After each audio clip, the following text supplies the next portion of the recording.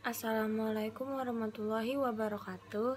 Perkenalkan, nama saya Regina dari Pendidikan Kimia 2018 kelas 5C NIM 69. Sekarang saya akan melakukan kunjungan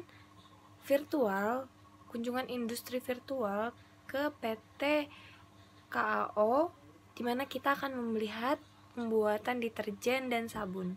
Check it out. PT KAO Indonesia merupakan perusahaan penanaman modal asing PMA Jepang. Nah, perusahaan ini menggunakan nama KAO sebagai merek dagangnya.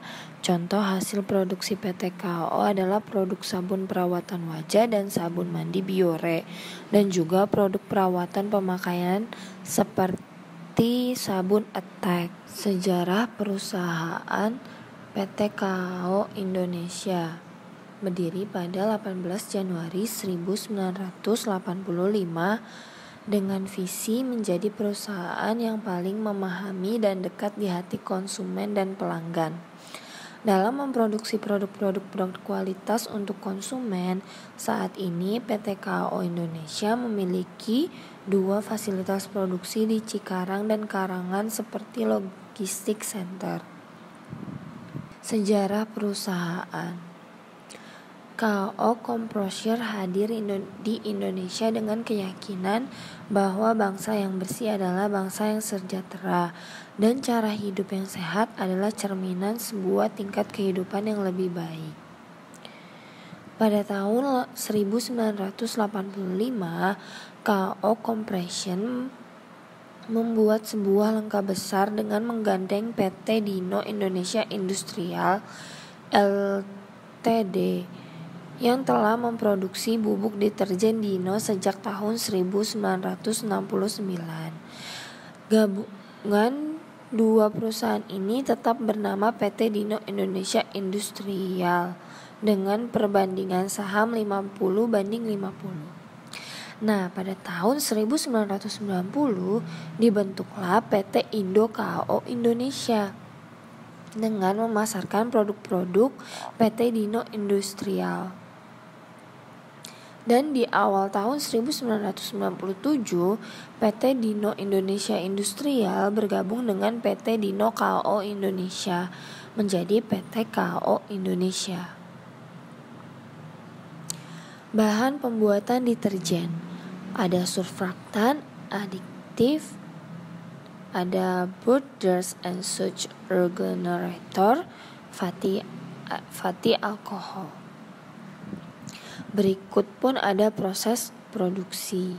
Yang pertama ada culture slurry atau pencampuran bahan kering dan cair, spray drying, penyemprotan sulfur menjadi serbuk deterjen, spray drying tower, pengkristalan dan penambahan zat lain. Peralatan lain ada conveyor, ada silo, ada packing machine. Keamanan, Kesehatan dan Keselamatan Kerja atau K3, PT KAO Indonesia. Dalam pembuatan deterjen, PT KAO Indonesia menggunakan zat dengan merek emal 10 gram sodium lauryl-sulfat. Emal 10G adalah surfaktan amoniak primer yang bersumber dari tumbuhan dan digunakan sebagai deterjen pembusa.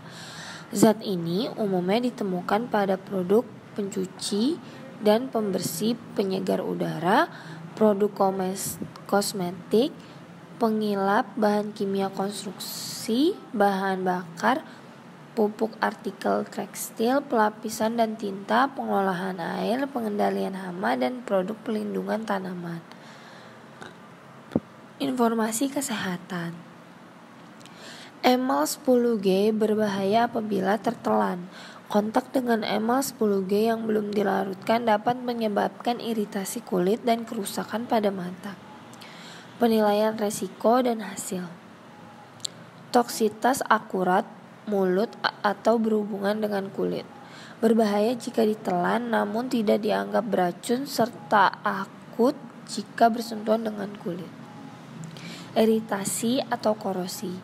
Ini terjadi pada bagian kulit atau mata, menyebabkan iritasi kulit dan menyebabkan kerusakan yang serius pada mata. Sensitisasi tidak dianggap menyebabkan reaksi alergi pada kulit. Toksisitas setelah paparan berulang tidak dianggap menyebabkan kerusakan pada organ akibat paparan moral yang berulang atau berkepanjangan. Mutagenesitas tidak dianggap menyebabkan cacat genetik. Karsinogenesis tidak dianggap menyebabkan kanker. Informasi lingkungan telah diuji cobakan pada iklan invertebrata dan alga menunjukkan bahwa emal 10G sangat beracun pada kehidupan air. Dampak negatif pada mikroorganisme dan fasilitas pengelolaan air tidak ditemukan. Bahan kimia ini tidak berakumulasi pada rantai makanan, bisa diuraikan secara biologis sehingga tidak akan bertahan dalam lingkungan. Penilaian resikonya, toksisitas pada kehidupan perairan sangat beracun pada kehidupan air. Biodegradasi mudah terurai. Potensi paparan. Konsumen akan bersentuhan dengan zat ini saat melakukan persiapan seperti produk mencuci dan pembersih, penyegaran udara, produk kosmetik. Konsentrasi zat pada aplikasi ini berada di bawah level yang bisa memunculkan kekhawatiran. Ketika digunakan sesuai rekomendasi, semua pengguna tidak menimbulkan resiko bagi konsumen. Namun demikian, konsumen harus selalu membaca informasi produk sebelum penggunaan dan mengikuti instruksi label penggunaan. Adapun potensi paparan pada pekerja. Mereka yang bekerja dengan emal 10G pada operasi industri dapat terpaparkan selama pemeliharaan, pengambilan contoh, pengujian dan produsen lainnya. Hanya pekerja yang memenuhi syarat dan telah terlatih yang dapat mengalami zat ini. Tempat mencuci tubuh dan mata dapat diakses di sekitar lokasi. Pekerja telah dilatih untuk mengikuti langkah keselamatan yang ada pada lembar data keselamatan LDK. Adapun potensi paparan pada lingkungan. Emal 10G dianggap dapat terurai secara biologis sehingga bisa dibersihkan dari air limbah selama proses pengelolaan air limbah. Sejumlah kecil yang tidak signifikan dari emal 10G akan mencapai air permukaan dan akan dibersihkan secara cepat oleh proses pengeluaran biologis. Oleh karena itu, paparan terhadap organisme air untuk jangka waktu yang lama dirasa tidak mungkin terjadi. Lebih lanjut, zat ini dianggap tidak akan berakumulasi di dalam rantai makanan. Namun demikian, penilaian paparan untuk semua pengguna yang teridentifikasi telah dilaksanakan yang menghasilkan resiko yang dapat diabaikan terhadap lingkungan. Rekomendasi manajemen resiko. Ketika menggunakan bahan kimia, pastikan bahwa ada ventilasi yang memadai. Selalu gunakan sarung tangan, tahan bahan kimia untuk melindungi tangan dan kulit Anda, dan selalu gunakan pelindung mata. Jangan makan, minum, atau merokok ketika sedang menangani, memproses, dan menyimpan bahan kimia. Cuci tangan dan kulit setelah terkena bahan kimia.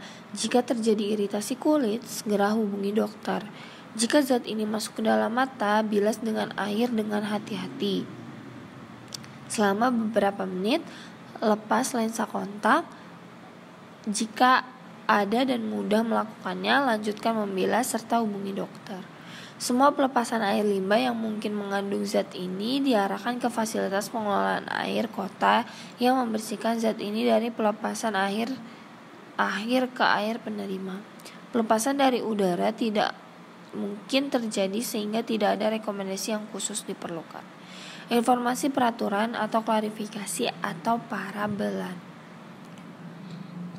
Dalam GHS, zat ini diklarifikasi sesuai dengan bahaya fisik, kesehatan, dan lingkungan. Bahaya disampaikan lewat tabel khusus dalam lembar data keselamatan. GHS mencoba membakukan komunikasi bahaya sehingga audiensi yang dimaksud pekerja, konsumen, pekerja angkutan, dan penanggapan darurat dapat memahami dengan lebih baik bahaya penggunaan bahan kimia ini. Distribusi produk. Kebutuhan akan sarana transportasi yang mudah sebagai pendukung sarana distribusi dapat terpenuhi karena letak perusahaan mudah dijangkau kendaraan. Semua produk yang dihasilkan disalurkan melalui distributor nasional. Distributor setempat dibantu oleh SPG. PT KAO dalam mendistribusikan produknya dengan melakukan event di swalayan atau di pusat-pusat pembelanjaan yang sangat banyak dikunjungi orang. Distribusi ini juga terbentuk dari biaya produksi, seperti biaya bahan baku, biaya tenaga kerja, biaya tetap, biaya variabel, biaya lainnya, sehingga harga jual dapat terbentuk. Industri bersih. Deterjen Attack tidak menggunakan fosfat. Fosfat merupakan kandungan yang menggunakan ekosistem air. Yang kedua, membuat fasilitas khusus untuk mengelola limbah. Di fasilitas tersebut, limbah-limbah hasil reproduksi diolah dan dibuang ke pembuangan dalam keadaan bersih dan bebas polusi dalam limbah K3. Dikirim dan diolah P3LI. Kemasan ramah lingkungan. KAO juga mengembangkan kemasan yang diklaim juga ramah lingkungan, yakni kemasan isi ulang yang terbuat dari film. Pemakaian kemasan tersebut bisa mengurangi penggunaan plastik hingga 79%. Nomor 4, deterjen berbahan bio-ios terbuat dari limbah kelapa sawit yang tidak terpakai lagi. Jadi limbah sawit diolah sedemikian rupa untuk bisa menjadi pembersih dan diklaim ramah lingkungan. Terima kasih. Sekian informasi kunjungan industri virtual dari saya. Kurang lebihnya mohon maaf. Wassalamualaikum warahmatullahi wabarakatuh.